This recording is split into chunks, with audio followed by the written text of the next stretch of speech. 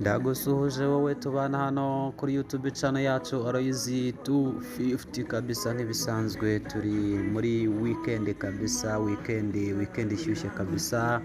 turi tariki 18 z'ukwezi kwa 10 umwaka w'ibihumbi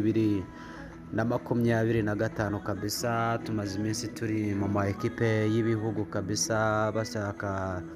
qualification z'igikombe cy'isi zo kuzajya mu gikombe cy'isi. Ubutuje rero muri weekend noneho ya maklebe kabisa aho equipe dukunda cyane kabisa equipe ya Chelsea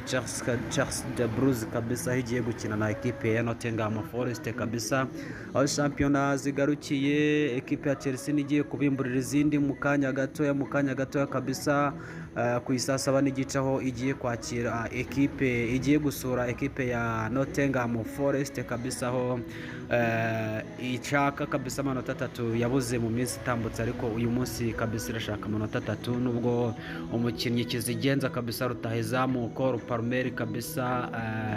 agiye kumara gusiba imikino kabisa myinshi adakina kubera ikibazo afite cy'imvune kabisa. Aho muri iyi Premier League rero umukino ukomeye cyane uzaba ku itariki 19 kabisa umunsi w'ejo ku cyumweru, aho equipe ya Liverpool izaba yakira equipe ya Manchester United, kandi mu Budage nanone equipe ya Dortmund izabikina na Bayern Munich. Kora subscribe hano kuri YouTube channel kugira ngo tujye tukugeze ibiganiro